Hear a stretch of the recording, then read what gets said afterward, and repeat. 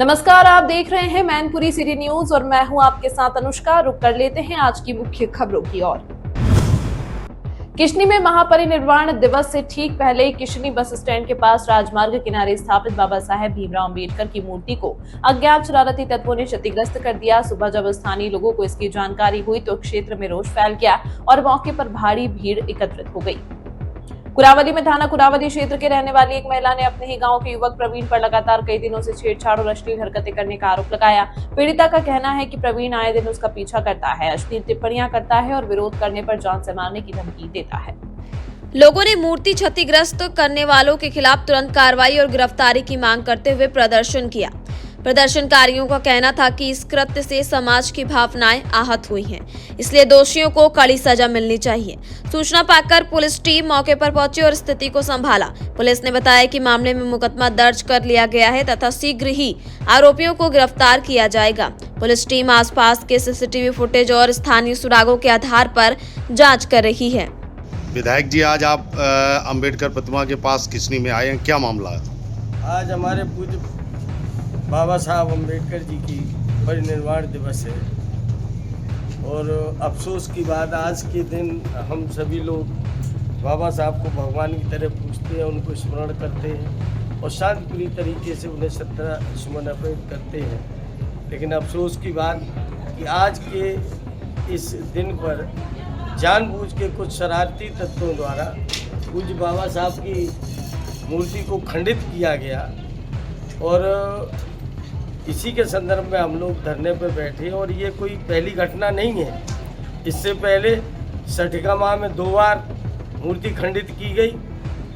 आपके जो बेबर थाने के अंतर गांव, वहाँ भी 2 बार की गई और चितायन नगरिया में तो स्वयं प्रशासन ने, जिसको पूरे क्षेत्र के लोगों ने बकायदा मूर्ति स्थापित करके और वहाँ कार्यक्रम किया था और स्वयं प्रशासन ने रात्रि में जाकर के मूर्ति को तोड़ ताड़ के गायब कर दी। और यही नहीं, उस समय भी जब क्षेत्रीय लोग और मैंने जब प्रशासन से मांग की, जबकि वो बाबा साहब अम्बेडकर के नाम से जगह आरक्षित है, और उसके बाद भी प्रशासन ने मूर्ति तोड़ दी और दोबारा मूर्ति लगाए जाने के लिए जब मैंने परमिशन की मांग की, आज तक वो परमिशन की कार्रवाई डीएम साहब के ऊपर नहीं पहुंच पाई। मेरा कहने का आशय, ये सरकार और सरकार में बैठे हुए अधिकारी सत्ता पक्ष के लोगों के दबाव में आकर के परम पूज्य बाबा साहब अम्बेडकर जी की सिद्धांत और उनकी व्यवस्था को खत्म करना चाहते हैं, जिसे हम किसी भी कीमत पर हम लोग खत्म नहीं होने देंगे। अफसोस की बात, आज के दिन लखनऊ में इंदिरा प्रतिष्ठान में आज से लगभग 1.25 महीना पहले मैंने वहाँ जो पैसा लगता है उसका वो पैसा भी दे दिया था। इसके बाद प्रदेश स्तर पे मेरी तैयारी भी थी, सारे बसें कर दी गई, लोगों को जिम्मेदारी दे दी गई, लोग पहुँचने भी लगे लखनऊ और हलवाई वगैरह सारी व्यवस्था हो गई। इसके बाद परसों सुनियोजित तरीके से भारतीय जनता पार्टी की सरकार ने इंदिरा प्रतिष्ठान में मेरे पूज्य बाबा साहब की संदर्भ में जो श्रद्धांजलि सभा हम लोग कर रहे थे, उस श्रद्धांजलि सभा के आयोजन की भी अनुमति नहीं दी, परमिशन हमारी कैंसिल कर दी। और ये केवल और केवल इस सरकार का केवल एक उद्देश्य है, पूज्य बाबा साहब के बनाए हुए संविधान को खत्म करना, बाबा साहब के लोगों का उत्पीड़न करना और बाबा साहब का नामो निशानी मिटाना चाहते हैं। लेकिन ये भूल गए हैं, पूज्य बाबा साहब न केवल एक मूर्ति के रूप में है, बल्कि बाबा साहब हम लोगों के दिल और दिमाग में, कण कण में, रोम रोम में बाबा साहब बसे हुए हैं, जिसे हम लोग पूज्य बाबा साहब के प्रति किसी भी अपमानित बात को हम लोग बर्दाश्त नहीं करेंगे। आप धरने पे बैठे हैं, अब आपकी क्या मांग है यहाँ पे? मेरी मांग है, सबसे पहली मेरी मांग है, इस कृत्य को जिसने भी किया है 24 घंटे के अंदर उसको तत्काल गिरफ्तार किया जाए, गिरफ्तार करके उस पर कानूनी कार्रवाई की जाए और मूर्ति को, दूसरी मूर्ति यहाँ पर स्थापित की जाए। इस तरह की घटना के पीछे क्या लगता है किनका हाथ हो सकता है? बिल्कुल ये वही लोग हैं जो पूज्य बाबा साहब के लिखे संविधान को, पूज्य बाबा साहब के लोगों से और पूज्य बाबा साहब से नफरत करने वाले लोग हैं, ये वही लोग हैं। और अफसोस की बात है, कई बार क्षेत्र में और जिले में इस तरह की घटनाएं हुई, लेकिन आज तक कभी भी किसी इस घटनाकर्ता को पकड़ करके कोई कार्रवाई नहीं की गई। अगर एक कार्रवाई कर दी गई होती तो शायद दोबारा ऐसी तरह का कृत्य करने के लिए ये 10 बार सोचते। अभी कोई गरीब से कोई गलती हो जाए या छोटी मोटी कोई बात हो जाए, बुलडोजर चल जाता है। लेकिन आज जिन्होंने संविधान बनाया, जिनके लिखे संविधान की कसम खा करके संवैधानिक पद पर देश के तमाम लोग बैठे हैं, देश की रक्षा करने का जिनके कंधों पर भार है, अफसोस की बात आज उन्हीं पूज्य बाबा साहब की मूर्ति खंडित की जा रही है और प्रशासन पूरी तरह मौन बैठा है। मेरी पहली मांग है कि जिसने भी कृत्य किया है उसे कम से कम पुलिस प्रशासन उसे पकड़ करके कानूनी कार्रवाई करे और उसके बाद मूर्ति यहाँ पर दूसरी मूर्ति स्थापित करे। महिला ने पहले अपनी शिकायत थाने में दी थी, लेकिन आरोप है कि शिकायत को गंभीरता से नहीं लिया गया और केवल औपचारिकता के तौर पर शिकायत दर्ज कहकर बात टाल दी गई। इसके बावजूद आरोपी की हरकतें बंद नहीं हुई। समस्या बढ़ने पर पीड़िता ने आज एसपी सिटी अरुण कुमार से न्याय की गुहार लगाई। महिला ने बताया कि आरोपी प्रवीण लगातार परेशान कर रहा है और घर से निकलना भी मुश्किल हो गया है। छेड़खान के विनय कुमार जो रास्ता चलता हमारी छेड़खान करते हैं, बोलता है गलत करो, मना करते हैं तो धमकी देते हैं। किस गांव का मामला है ये? रामपुरा। इसकी शिकायत आपने थाने में की थी? थाने में कोई सुनवाई नहीं हुई थी हमारी। ऑनलाइन शिकायत की थी तो थाने बुला के हमारा फोटो खींच लिया, फिर कोई बात ही नहीं हुई। आज आप एसपी साहब से मिलने आई, क्या चाहते हैं? क्या चाहते हैं, या इंसान मिले या उनको जेल भेजेंगे और क्या करेंगे।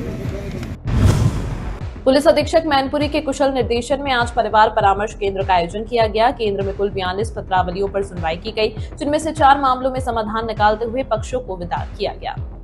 थाना कोतवाली क्षेत्र की एक वेदिका ने अपने पति और ससुराल पक्ष के खिलाफ शिकायत दर्ज कराई थी। वेदिका ने आरोप लगाया कि उसके पति के अन्य महिलाओं से अवैध संबंध है, जिसके चलते उसका दाम्पत्य जीवन टूट रहा है और वह पिछले 5 वर्षों से मायके में रह रही थी। पति पत्नी के 2 पुत्र भी हैं। केंद्र पर दोनों पक्षों की बात धैर्यपूर्वक सुनी गई और समझाया बुझाया गया, जिसके बाद दोनों ने साथ रहने पर सहमति जताई। केंद्र की ओर से दंपत्ति को उज्जवल भविष्य की शुभकामनाएं देते हुए साथ विदा किया गया। जनपद मैनपुरी में शांति सुरक्षा एवं कानून व्यवस्था को मजबूत बनाए रखने के उद्देश्य से अपर पुलिस अधीक्षक ग्रामीण राहुल मिठास ने थाना करहल क्षेत्र में पुलिस बल के साथ पैदल गश्त किया। गश्त के दौरान उन्होंने भीड़भाड़ व संवेदनशील स्थानों का निरीक्षण करते हुए मौके पर मौजूद लोगों से संवाद किया और क्षेत्र की सुरक्षा व्यवस्था पर बारीकी से नजर रखी। पुलिस टीम ने रास्ते में मिलने वाले संदिग्ध व्यक्तियों व वाहनों की गहन चेकिंग भी की। एएसपी राहुल मिठास ने पुलिस कर्मियों को सतर्कता बढ़ाने, नियमित पेट्रोलिंग करने और आम जनता की सुरक्षा को सर्वोच्च प्राथमिकता देने के निर्देश दिए। इस पैदल गश्त में करहल थाने का पूरा पुलिस बल एएसपी के साथ मौजूद रहा। मैनपुरी सदर ब्लॉक में आज आयोजित विशेष वितरण कार्यक्रम में बड़ी संख्या में दिव्यांगजन को लाभ पहुंचाया गया। कार्यक्रम के दौरान इलेक्ट्रॉनिक ट्राईसाइकिल सहित विभिन्न दिव्यांग सहायक उपकरणों का वितरण किया गया। प्रशासन के अनुसार लगभग 4000 से अधिक दिव्यांगजन इस वितरण से लाभान्वित हुए। कार्यक्रम में उत्तर प्रदेश सरकार के कैबिनेट मंत्री जयवीर सिंह मुख्य अतिथि के रूप में उपस्थित रहे। उनके साथ भोंगांव विधायक राम नरेश अग्निहोत्री, जिलाधिकारी अंजनी कुमार सिंह, पुलिस अधीक्षक गणेश प्रसाद शाह, मुख्य विकास अधिकारी नेहा बंधु और एसपी सिटी अरुण कुमार भी मौजूद रहे। अधिकारियों ने लाभार्थियों को उपकरण वितरित कर उनके जीवन में सुविधा और आत्मनिर्भरता बढ़ाने की पहल को सराहा।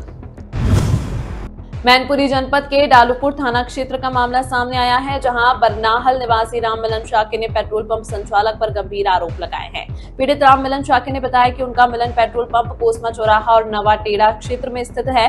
उनका आरोप है कि प्रमोद कुमार नामक व्यक्ति ने पेट्रोल पंप से जुड़े लेन देन में धोखाधड़ी कर उनके साथ बेईमानी की है। राममिलन शाक्य ने इस प्रकरण की शिकायत समाजवादी पार्टी नेताओं से की है और मामले में न्याय की मांग की है। पीड़ित का कहना है कि प्रमोद कुमार द्वारा किए गए वित्तीय अनियमितताओं के चलते उन्हें भारी नुकसान उठाना पड़ रहा है। पीड़ित राममिलन शाक्य ने अपनी आप बीती बताते हुए कहा कि मामले की निष्पक्ष जांच हो और दोषी के खिलाफ कार्रवाई की जाए।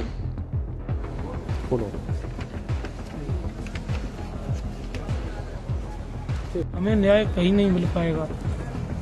कि भाजपा सरकार बहुत अच्छी सरकार है, लेकिन इसमें जो अधिकारी जांच कर रहे हैं वो अच्छे से कार्य नहीं कर रहे हैं। तो हमें अब मेरा कर्ज मैं इतने डूब चुका हूँ और पंप में रुपए लगाया, घर का पैसा लगाया, रिश्तेदारों को लगाया, तो लोग धमकियां दे रहे हैं कि हमारा रुपए लौटा लो। तो इससे अच्छा यही है कि हम आत्मदाह करके अपना और अपने परिवार की जीवन लीला समाप्त कर ले। यही हमारा विचार है और इससे ज्यादा हम कुछ नहीं कर सकते। मैनपुरी के किशनी ब्लॉक में शुक्रवार को ग्राम पंचायत अधिकारियों और सचिवों ने ऑनलाइन अटेंडेंस सिस्टम के खिलाफ आंदोलन किया। सभी अधिकारियों ने कार्यस्थल पर काली पट्टी बांधकर विरोध दर्ज कराया। सचिव प्रवीण कुमार ने बताया कि 1 से 4 दिसंबर तक काली पट्टी बांधकर सरकारी कार्य किया गया। विरोध स्वरूप 5 दिसंबर को सभी सचिव ब्लॉक के सरकारी व्हाट्सएप ग्रुपों से बाहर हो गए। आंदोलनकारी सचिवों ने अपनी आगामी रणनीति भी घोषित की। 10 दिसंबर से वे अपने निजी वाहनों का उपयोग बंद करेंगे। 15 दिसंबर को सभी सचिव अपने डोंगल ब्लॉक में जमा कर देंगे, जिससे ग्राम पंचायतों से संबंधित भुगतान पूरी तरह रुक सकता है। प्रदर्शन के दौरान अधिकारियों ने कर्मचारी एकता जिंदाबाद के नारे लगाए और सरकार से अपनी मांगों पर गंभीरता से विचार कर उन्हें स्वीकार करने की अपील की। मैनपुरी में एसपी सिटी अरुण कुमार की लगातार चल रही कड़ी निगरानी और कार्रवाई का एक और बड़ा परिणाम सामने आया। साइबर सेल की टीम ने जस्ट डायल पर कोल्ड ड्रिंक के फर्जी विज्ञापन डालकर धोखाधड़ी करने वाले गिरोह का भांडाफोड़ किया। थाना साइबर सेल पुलिस ने कार्रवाई करते हुए ठगी करने वाले गिरोह के 4 शातिर सदस्यों को गिरफ्तार किया। आरोपी जस्ट डायल पर फर्जी विज्ञापन डालकर लोगों से एडवांस पेमेंट के नाम पर पैसे वसूलते थे। पुलिस ने पकड़े गए आरोपियों के कब्जे से 7 मोबाइल फोन, 2 बाइक, नकदी बरामद की है। सभी आरोपी मैनपुरी शहर कोतवाली क्षेत्र के रहने वाले हैं और लंबे समय से ऑनलाइन ठगी में लिप्त थे। साइबर सेल की इस कार्रवाई को बड़ी सफलता माना जा रहा है, जिससे कई मामलों के खुलासे की संभावना भी जताई जा रही।